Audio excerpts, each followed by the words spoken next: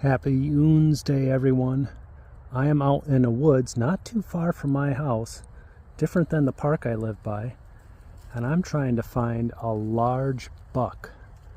They are in rut right now. They're chasing the females around, and they're kind of crazy this time of year.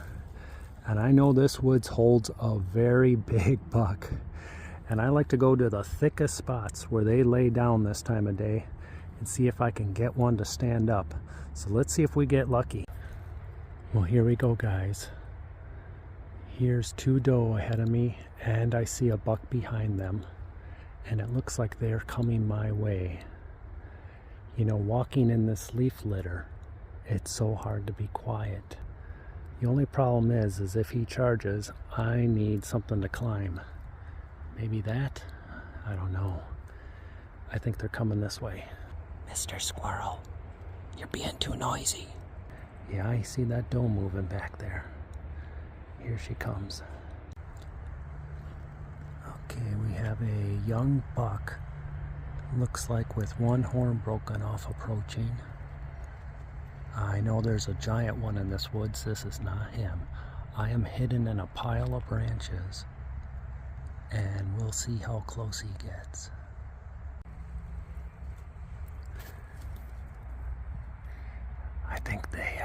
I think he can smell me, but he's curious right now. Okay, so there's the three at the end of the fallen tree. Kind of see the reflection on the male's antler. You know, it's really hard to get close to deer, unlike raccoons. You see how close I get with them. And last night I saw Griswold. I haven't seen Grizz in a long time. He's still as big as ever. I saw Cutie Monster and one of her babies. And Cutie is just gigantic.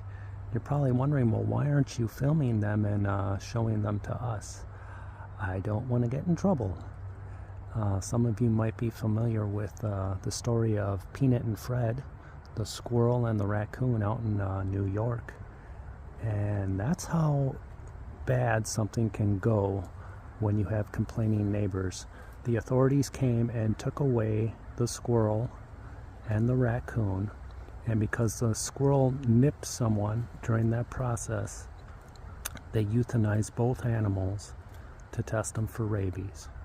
So I really feel lucky that things never got that extreme with the complaints against my raccoons. Okay, here we go.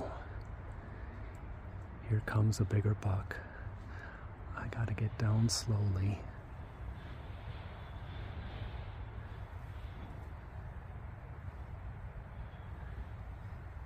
Yeah, the light is not perfect here. So you'll see 1, 2, 3 does straight ahead. And the big buck, he's staring a hole through me right that way. So maybe if we keep this angle just right, you'll get to see his rack. Look at that impressive buck. I just hope he does not come mess with me. Well, he's following that smaller male right now with the one antler. There he goes. Hopefully he doesn't turn his sights on me next. He's a beast. He's a chunky one. Yep, he's in hot pursuit to drive that younger male off. Leave those ladies to me. So yeah, got some good footage here, guys. It's nice to do this. To be out in the woods where that male is chasing that other one, and to hunt them with a camera instead of a gun. This is my style of hunting. You have your prey, as it were, your subject that you want to catch on camera, and you got to find a way to pull it off, to get close. Now for me, I was in that tangle of branches, real low, hidden for the longest time until they came in.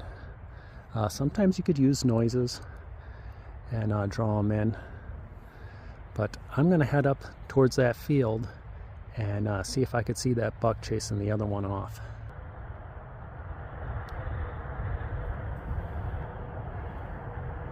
There's the doe looking right at me.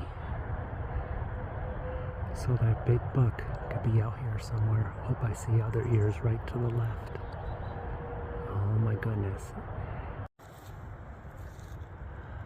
Well, hi there. Where's the big male? He's the one I'm worried about. Are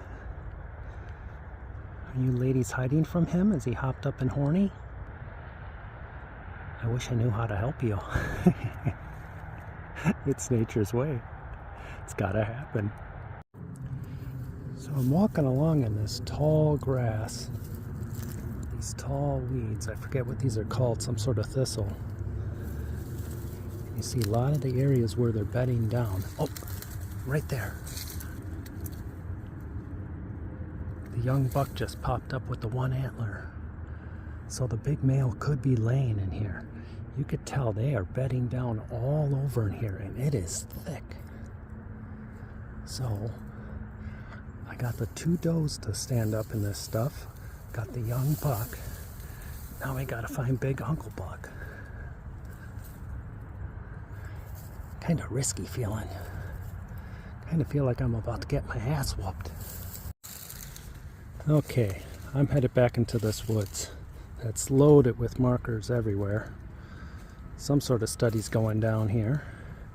You know, I felt kind of stupid going through that tall grass acting like a birding dog, trying to flush out a massive buck.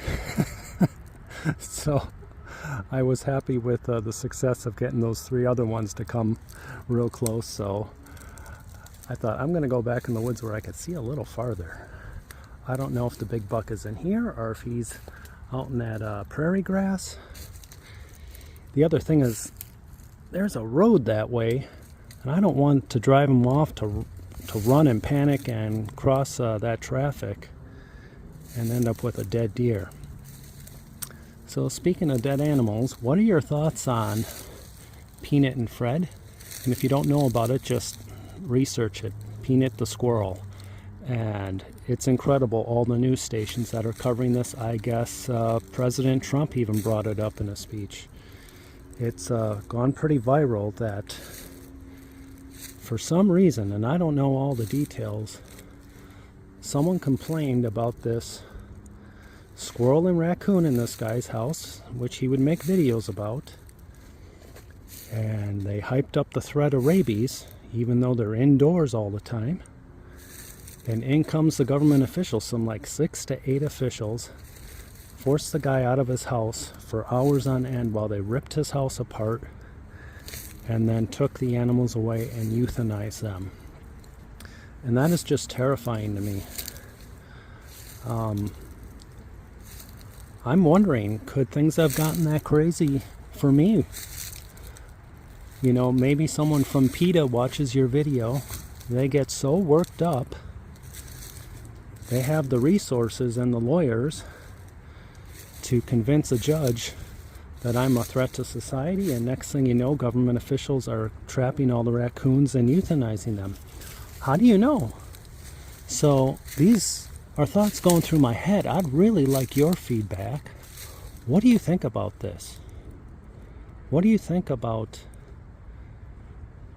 having a rescue squirrel and a rescue raccoon? From what I understand with the squirrel is the mother was dead and the baby was there all alone, and this guy took it into their home, this guy and this lady, and they nurtured it. They gave it goat's milk, they fed it, and this thing bonded with him. And it's had 7 years, just an awesome life, the happiest squirrel you can imagine on the planet, and now it's dead. Because some Karen out there was going on and on about how this is a vector species for rabies. And I've never heard of a case of a squirrel giving rabies to anyone. And I've told you this before, as far as raccoons, one human, according to the CDC, has ever died from the raccoon strain of rabies. So tell me, how is this such a threat that officials are slamming down your doors to apprehend these animals? What do you guys think? Off goes some wood ducks. There's a nice hidden pond back here. I see a bunch of wood ducks and mallards in it. Nice and hidden away, but yet in a pretty busy urban area. I'd say this is about a half a mile from my house. So this is something the raccoons you've seen on my patio could access. They would have to cross a really busy road. And I've always thought maybe when Mr. Wiener moved on, he moved on to this woods. And it's very big. It's got this wonderful water source. Listen to all these ducks take off. And so that's my hope, is he's over here. You know, and when I saw Griswold last night, really surprised me. He was nibbling on pumpkins that we had in our yard. I'm not feeding them. They're just doing their raccoon thing. I thought, wow, what if I saw Mr. Wiener show up? After all this time, would he remember me? Would he come right up to me? And I got a feeling he would. Well, I'm walking along and I don't know why these little stakes are stashed next to this log, and it looks like there's a plastic bag in there. Uh-oh. I hope we ain't about to find some body parts. I don't smell nothing funky. Oh, do I dare. Well, I wish I had a pair of gloves right now. Ooh, that goes pretty deep. There could be a raccoon back there. Okay, underneath the plastic bag is these mats. Did someone lay in here and have a bed? Like, what is this about? And there is nothing in here. It's just bedding. Looks like duct tape on here. Huh. Maybe someone has, so they can make a little makeshift shelter with those stakes. They can make a little lean-to and have cover from the rain. Huh. I'm guessing that's what it is. Well, guys, it was real fun going out in the woods and looking for some deer. I was successful. I'm glad I didn't get charged by Big Uncle Buck. Got to see him. Got to see another younger buck. Give me your thoughts on Peanut the squirrel and Fred the raccoon. And my sympathies to their owners for sure.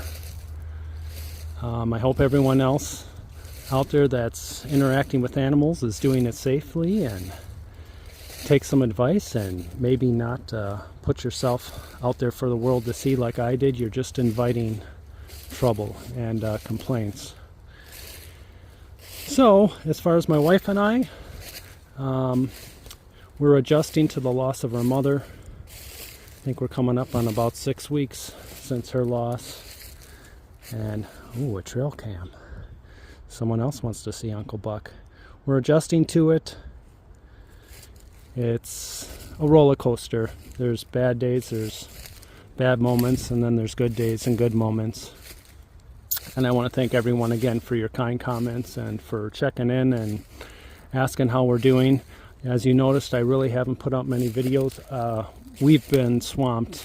We're just busy with all sorts of responsibilities and dealing with matters. And because I had to take many days off during that home hospice situation, my schedule's very busy for my painting business. So stay tuned. I'm hoping, especially next year, to get out in the canoe and do different styles of videos and try and bring joy to the world in a different way. Happy Wednesday, everyone. Take care.